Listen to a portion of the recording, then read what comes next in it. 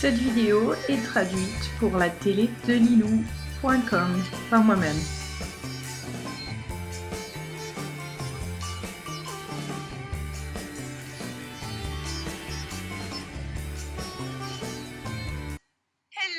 Bonjour mes délicieux co-créateurs, c'est Lilou. Je suis en plein Juicy Living Tour à Hawaï. Je devais être en Europe, mais je ne pouvais résister d'être ici à Hawaï pour le congrès international global de médecine quantique avec le docteur Emoto. Bonjour, comment allez-vous? Bien, merci, oui.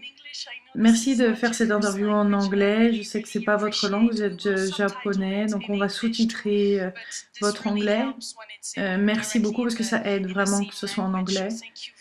Donc merci, c'est un honneur de vous interviewer. Et comme vous le savez probablement, le docteur Masaru Emoto est connu, un chercheur international de renommée internationale sur l'eau et voyage à travers le monde.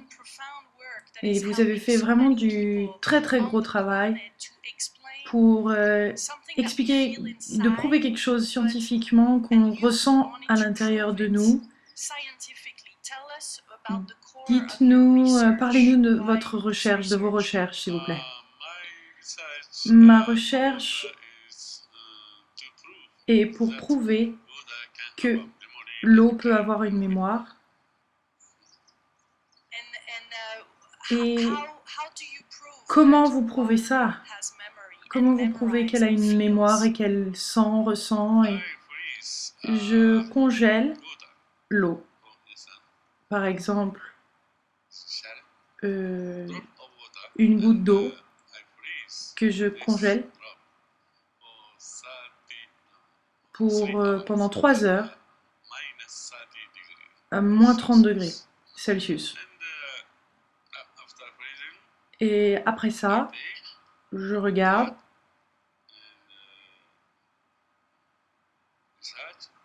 Je recherche. Et je regarde au microscope.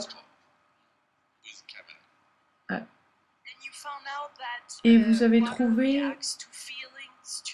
que l'eau réagit aux sentiments, à la musique, aux mots. Oui. Je regarde l'eau du robinet, l'eau naturelle. Et l'eau du robinet est pas terrible. Ça ne forme pas de beaux cristaux. Et d'autres d'eau naturelle forment des très beaux cristaux. Mais qu'est-ce que cela veut dire? Je me suis posé la question.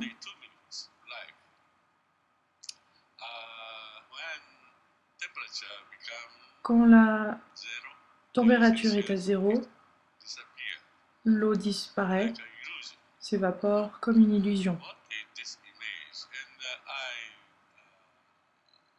Ça m'a intriguée. Donc, je me suis dit que ça devait donc être quelque chose vibratoire. Et donc j'ai testé. J'ai testé l'eau. Donc après après que l'eau ait écouté de la belle musique, la musique classique par exemple,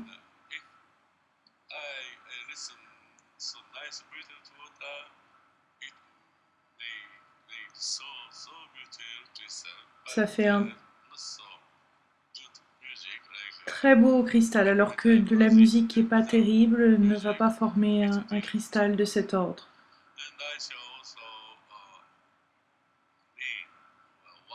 Et j'ai fait la même chose pour des mots. J'ai mis un mot que j'ai mis sur l'eau, sur une bouteille. Chaque cas est différent.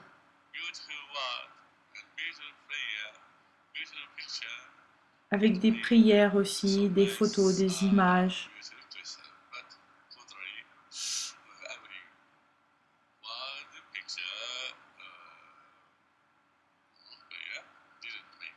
mais pas tous. Qu'est-ce que ça nous dit, qu'est-ce que ça nous dit sur l'univers, sur la nature de notre réalité? Eh, eh bien, que l'univers, ainsi que notre corps, sont faits de corps et donc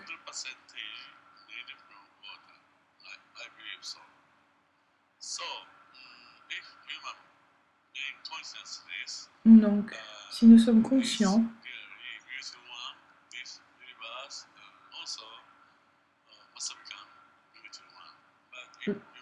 l'univers aussi peut devenir magnifique, ainsi que les êtres humains, en fonction des pensées qu'ils ont.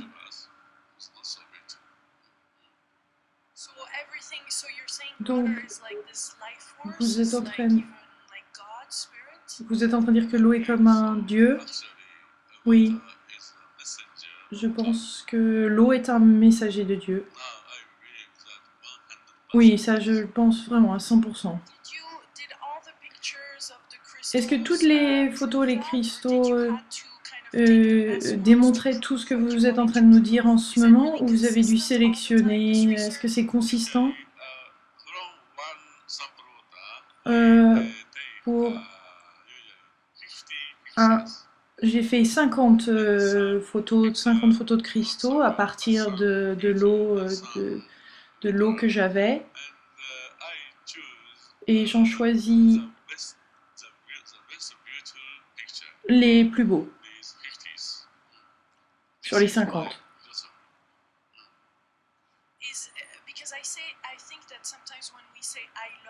Je pense que quand on pense, par exemple, quand on parle d'amour ou de gratitude, il y a différentes intensités, il y a différents niveaux.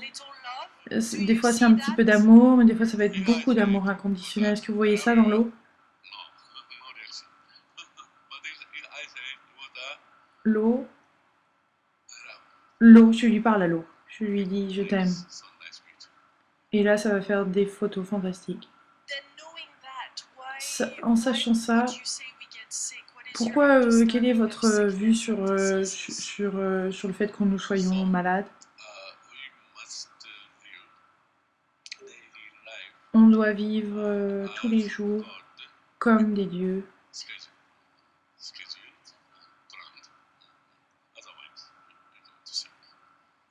Sinon, en harmonie, sinon nous allons être malades.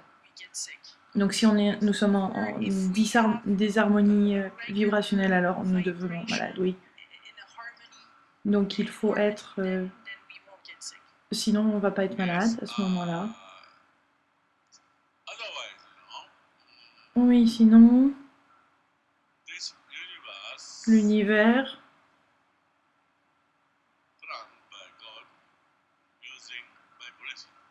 Cet univers est fait de vibrations. Et les vibrations, chaque vibration a sa propre caractéristique. Par exemple, Do, Mi, Fa, Sol, et c'est en harmonie. Alors que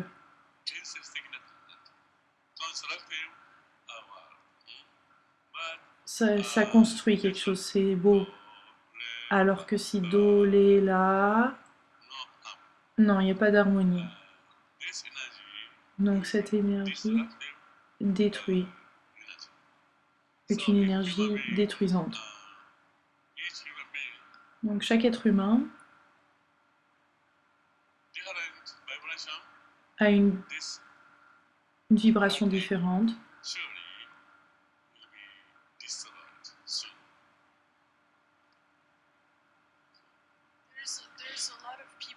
Et il y a beaucoup de personnes qui prient.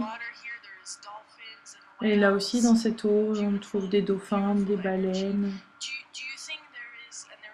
Et ailleurs, il y a la guerre, même des personnes qui se détestent.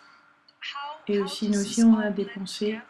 Comment ça fonctionne tout ça à ce moment-là? Est-ce que c'est possible qu'un jour, il y aura plus de pensées positives d'après vous que négatives? Pour cela, il faut éduquer les enfants. Oui, c'est ça, le meilleur moyen est d'éduquer les enfants, c'est le plus important. C'est comme ça qu'on peut changer le monde. Eh bien, en leur montrant simplement mes cristaux de gratitude, d'amour, ils vont se rappeler. Et ça va leur faire le plus grand bien. C'est dans notre ADN. Quelle est la corrélation entre l'ADN et l'eau alors? Eh bien, notre ADN, l'activité de notre ADN est seulement de 3%. On a 3% d'actifs. Et donc, c'est ce que les scientifiques, les professionnels disent. Et donc on n'utilise que 3%. Ça veut dire que 97% est endormi. On a oublié ces 97%. Et tout ça, ça contient beaucoup d'informations sur beaucoup de sagesse. Donc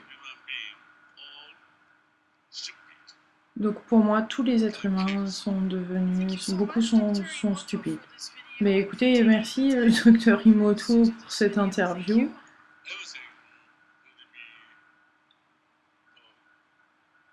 Oui, je vais expliquer tout ça en détail à la conférence ici au congrès.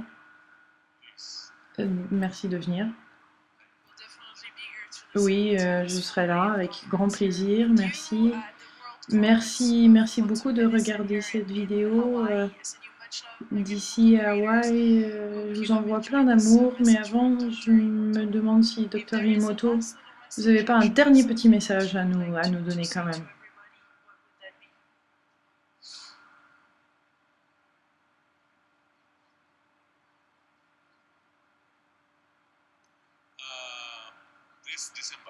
Ce décembre 2012, le 21, et dit que les Mayas disent que c'est le dernier jour. J'organise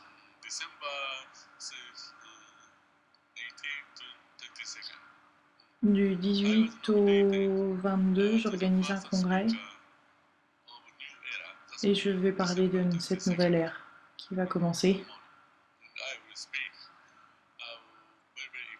Je vais parler d'un message très important.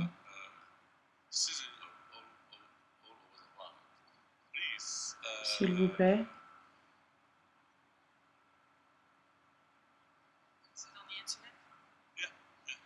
Est-ce que ça sera sur Internet? Oui. On va le partager, oui, sur Internet. Donc vous avez de l'espoir pour le futur? Oui, bien sûr. Ok, merci. Merci beaucoup d'amour. Au revoir.